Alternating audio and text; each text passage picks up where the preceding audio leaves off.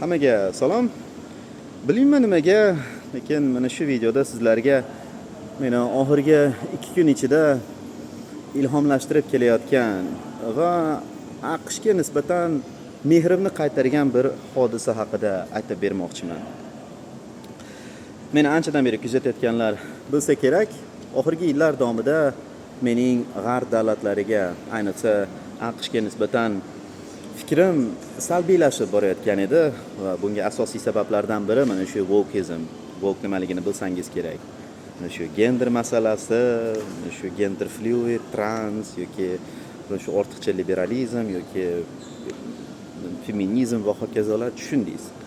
Mana shu narsalar qandaydir menda afsalamni sovutib qo'ygan edi va borgan sari bu narsa ko'tarilgan sari mening afsalam sovib o'zimni chetlashtirayotgan edim g'arb madaniyatidan va ko'proq Osiyoga e'tibor berayotgan edim. Lekin 2 kun oldin shunday hodisa sodir bo'ldiki, mana shu joyda qoldi va Amerikaga bo'lgan hurmatim qaytdi.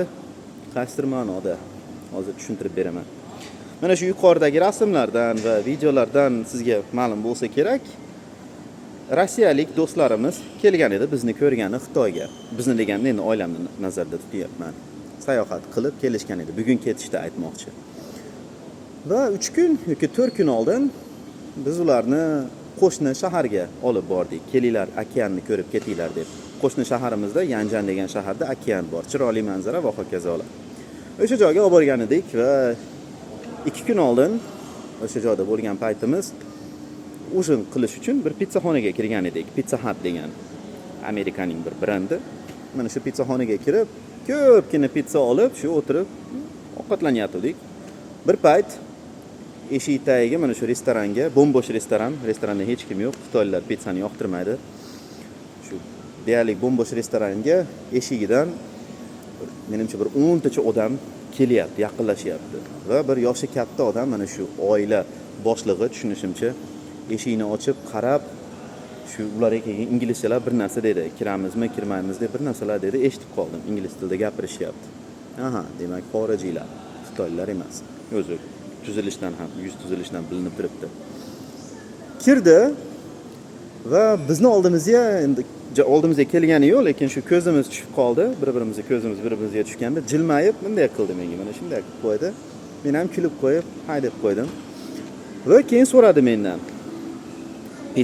Pizzasi shirinmi deb. Pizzasi shirinmi deb so'raganda, men endi o'zimcha bir pasda mantiq yoqilib, agar sen bu yoqqa Amerikaning kompaniyasi bo'lganligi sababli Amerikaning pizzasini yegani kelyapman deb o'ylasang, xato qilasan, yema. Bu joyda umuman Amerikaning hidi yo'q dedim. Kompaniya Amerikaniki bo'lsa ham, pizzasi afsuski Xitoyniki desam, g'amgin bo'lib qolib, yo'g'e, najot yo'qmi deb so'radi inglizchalar. Yo'q, najot bor dedim, agar ko'proq pishloq qo'ysang, ya'ni qo'shimcha zakaz qilsang, pishloq hamma narsani o'zgartirib yuboradi-ku, shirin qiladi, to'g'rimi? Desam, ha bo'pti bo'lmasam deb chaqirdi oilasini.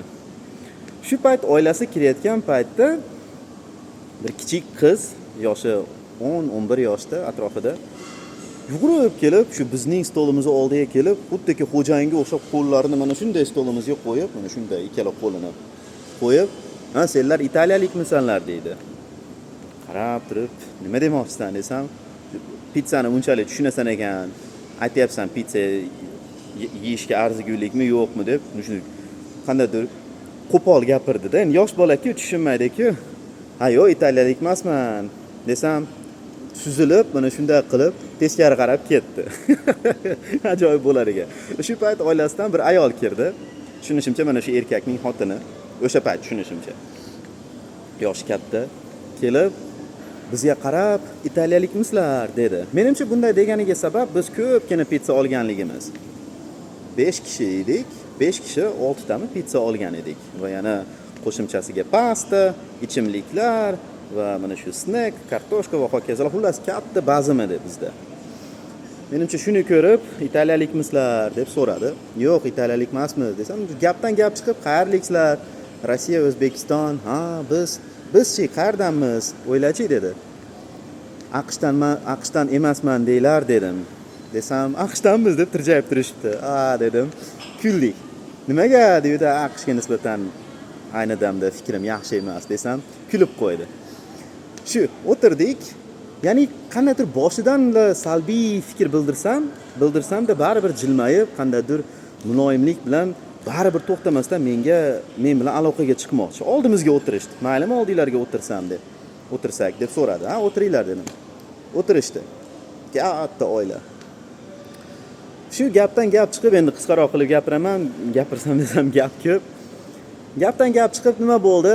Minneapolislik, ya'ni shu AQShlik katta oila va Xitoyga kelganiga sabab endi bizdan so'rayapti. Asosan ular gapga solgan meni. Gaplashgan men bo'lganman, qolganlarimiz muzroqroq indamasdan o'tirishgan. Va gapdan gap chiqib, sizlar nimaga keldinglar deb mendan so'radi. Men aytdim, mana shu do'stlarimizni aylantiryapmiz va hokazolar deb tushuntirsam, biz ham bu yoqqa sayohatga keldik. Farzandlarimizga ona vatanini ko'rsatish uchun dedi. Tushunmadim, nima demoqchisiz deb mana shunday qarasam, mana shu 3 ta farzandimiz dedi, asrab olingan farzandlar dedi. Bitta 15 yoshlik xitoylik qiz, bitta 11 yoshlik xitoylik qiz, 11 va bitta qora tanlik yigit. O'zimizda 3 ta farzandimiz bor. Endi qisqa qilib aytib beryapman. 1 soatlik gap bu, 1 soat ichidagi chiqqan gaplar.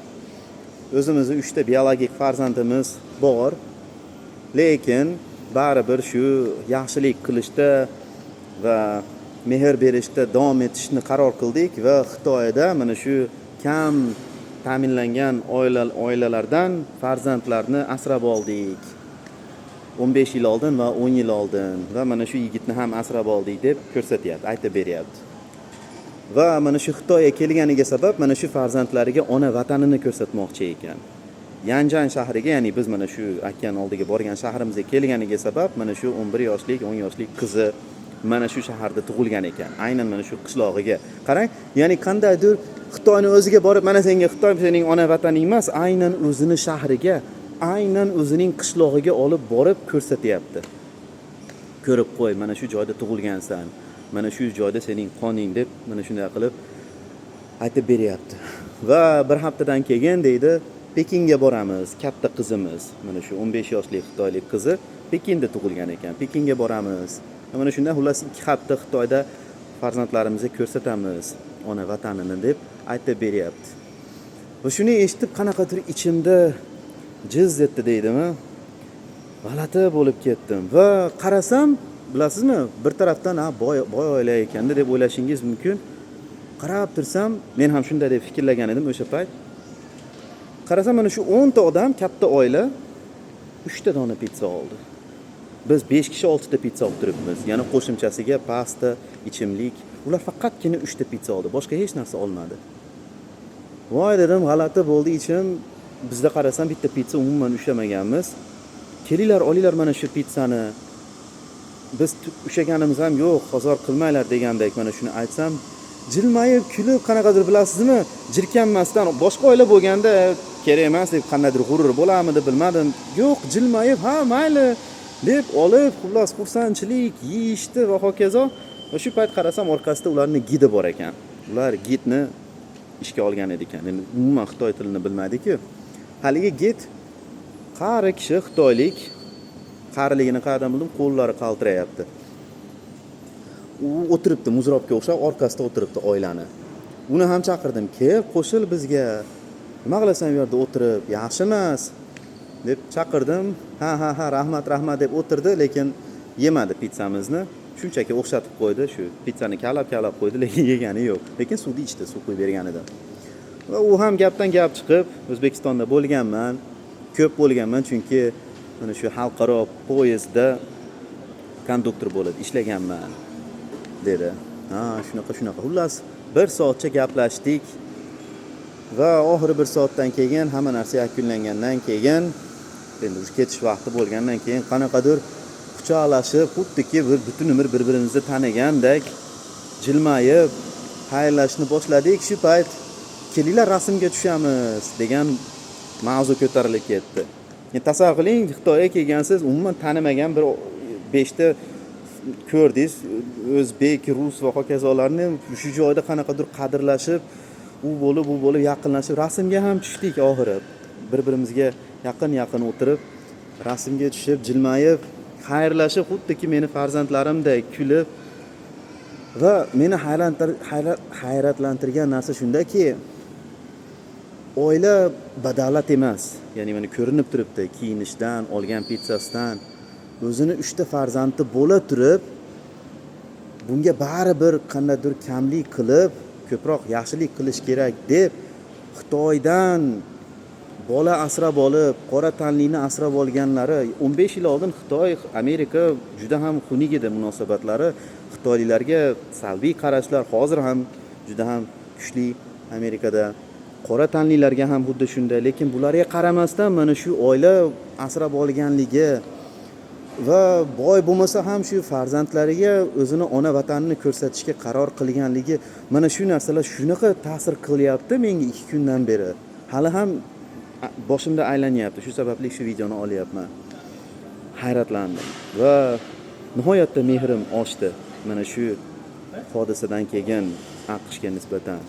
Ya'ni AQShda qandaydir iflosliklar, mana shu farosatsizliklar davom etyapti, rivojlanyapti, lekin nima demang, mana shu eski pokoleniya tabaqa bo'larmidi? Eski tabaqada baribir mana shu men ilgari yoqtirgan, ilgari hurmat qilgan madaniyat qolgan.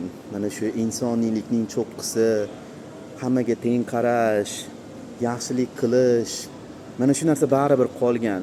Yangi avlodda tabaqa emas, avlod bo'lardi. Yangi avlodda she'r enasinikiga kirib ketyapti, lekin mana shu eski avlodni ko'rib yayradim deydimi? Mana shu joyim yayradi va najot bor degan fikrga keldim. Mana shu.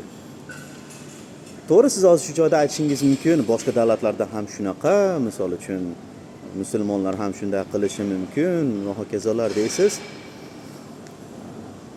Bo'lishi mumkin, lekin fundamental nuqtai nazardan qaraydigan bo'lsak, islomda bu narsa yo'q. Islomda asrab olingan farzand hisoblanmaydi. Baribir o'zi alohida oila hisoblanadi. Bilsangiz kerak, Muhammad hodisasini, o'zini o'gay o'g'lini, qizini itarmoqchi bo'lganda mana shu oyat vahiy bo'lgan, o'gay o'g'il hisoblanmaydi, alohida oila hisoblanadi deb, xullas mana shu bahona o'zini o'gay o'g'lini qiziga uylangan Muhammad. Mana shu. Ya'ni hozir sizlarga mening islomofob tomoshabinlarimga mana sizlarga nima qildim? Priprava. Shu kerak edi. Shu mana sizlarga hikoya. Gapni aylantirib yubordim, lekin sizlar xohlagan narsa. Videoni shu joygacha ko'rganingiz uchun rahmat. Keyingi videolarda ko'rishguncha xayr. Tinch bo'ling.